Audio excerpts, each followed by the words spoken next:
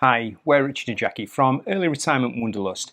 If you saw our video from last week, you will have seen that we took you through the 5 ways that we try and stick to our early retirement budget. So we thought in this video we would share with you some of the steps that we take to help reduce our monthly outgoings and just keep an eye on what we're spending.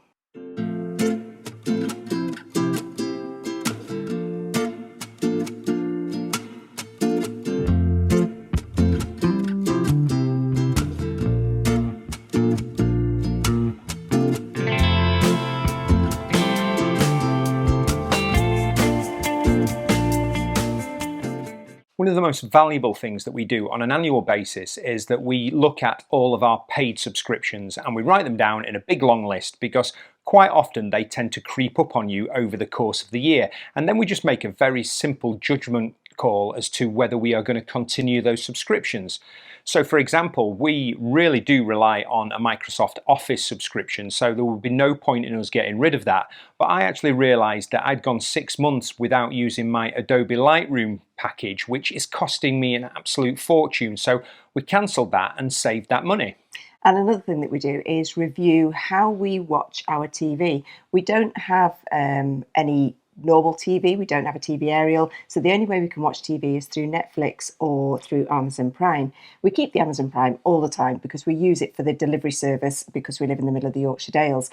But we do swap between Netflix and Paramount. You don't have to give a cancellation period, so rather than spending probably nearly £15 between the two, we'll have one or the other and we'll just keep swapping between them. I know it only saves £7, but if you watch the pennies, the pounds will look after themselves. And there's also value in looking at free alternatives. So we've always been really happy with using iMovies, which comes with the Mac suite, and not having to pay for video editing software. So that's saving us on that subscription. And then sometimes there's greater benefit in paying for a yearly subscription as opposed to monthly subscriptions. So I pay for my Calm meditation app once a year, and it just makes it that much more cost effective.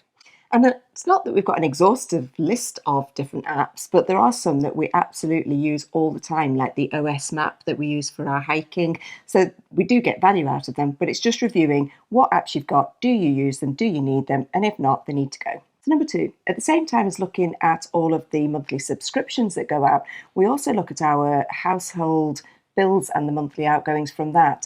And we always look around to see if there's any way that we can either get a more competitive price or if we can cut the price a little bit more. So for example, with our energy, we have recently just signed up with a fixed rate deal because we don't quite know what's going to happen in the future. The price of energy is quite low at the moment, so at least we know we've got a fixed price bill for the next few months. Mobile phones are a classic example of this. We have gone to a system where we buy our handsets and we are on SIM-only deals. But we had a bit of a crisis about 6 months ago when they stopped mobile roaming and we had to sort of renegotiate our contract. You know a bit more about this.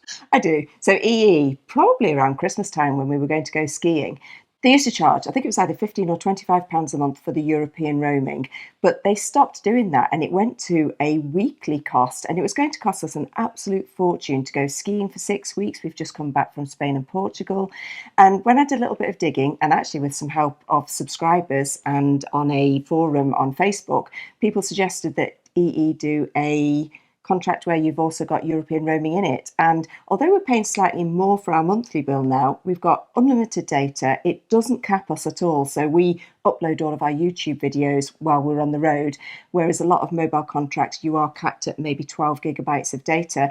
And we are paying a little bit more, but actually we're saving in the long run because we were both spending £25 a month when we were on the road on our EE roaming packages. So I think we did a sensible thing there.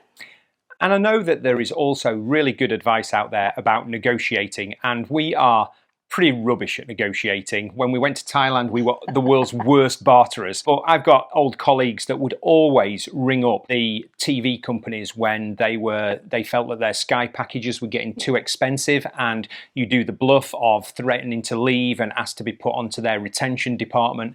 And it's amazing what prices that they come up with. We don't have TV packages like that, so it's a non-starter. But we do know that the mobile phone companies are very, very keen to keep our business, and they always tend to come up with some sort of deal to retain your business. So I think our bills are as low as they're ever going to be. I don't think there's any more renegotiating for a while, but we're really happy with that. One of the things that we've started doing since we were early retired is buying things outright, and it's probably more out of necessity than need because we don't have an income at the moment, so technically we can't get any credit for things. So when we are looking to buy things, we often just buy them outright. But can we get credit?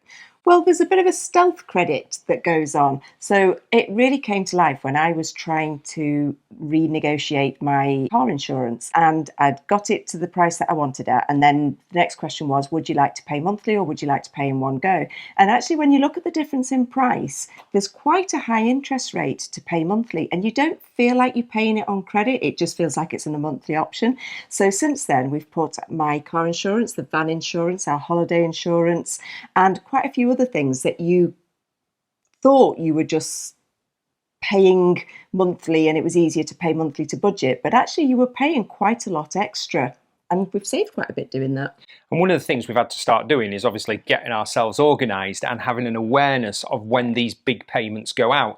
And we've just got it on our calendar so that we know that in a month's time our travel insurance is coming up and that we are going to have a big bill, and it allows us to plan for that. Something that we mentioned last week. When we were working, we were terrible for going out and eating meals because we couldn't be bothered to cook or having lots of takeaways. And our kids' generation, they live in Manchester and in Cheshire. They're forever having Uber Eats and Deliveroo to get takeaways delivered to their home.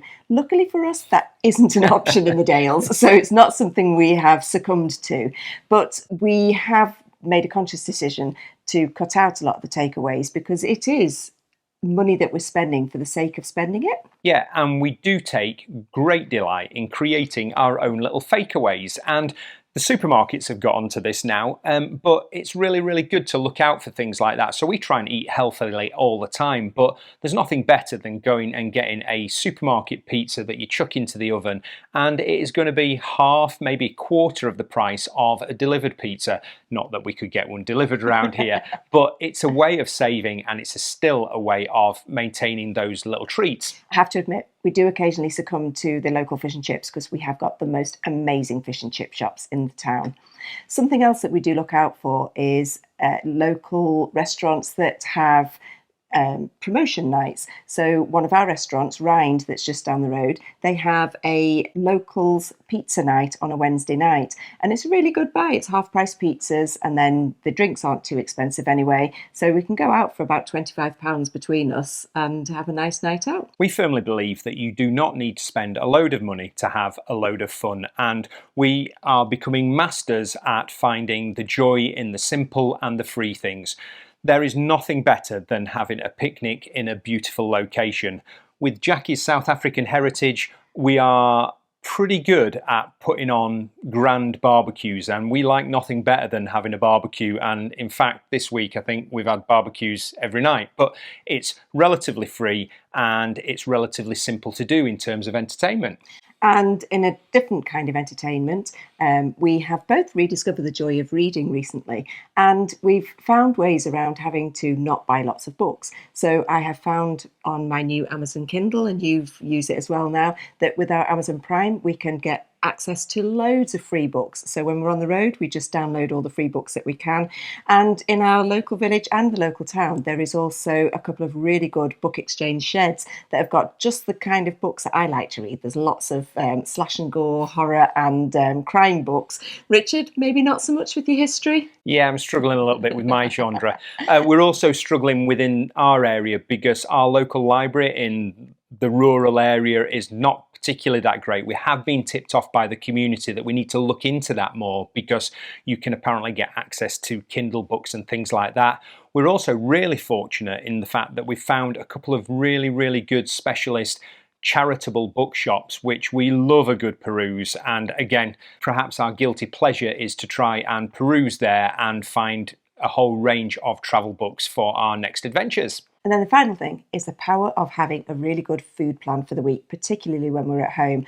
We will sit down and make a list of all the meals that we might want to have for that week, and we will have a really good route through the freezers and the cupboards and check what we've got.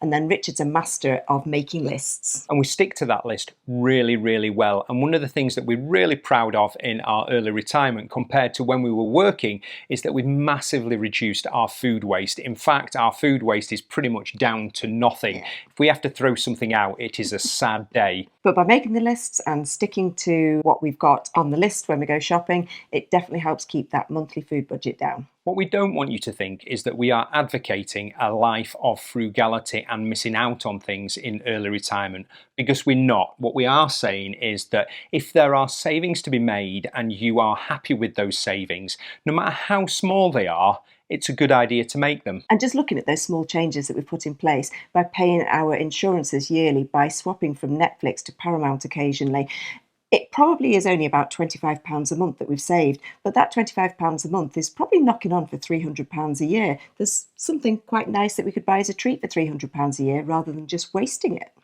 What we would really like is to hear your tips and tricks. So if you've got anything that we've missed out, because I'm pretty sure there is so much stuff out there, can you pop them in the comments below? Because the community would really benefit from that. We would really benefit from that. And it's just really good information to share.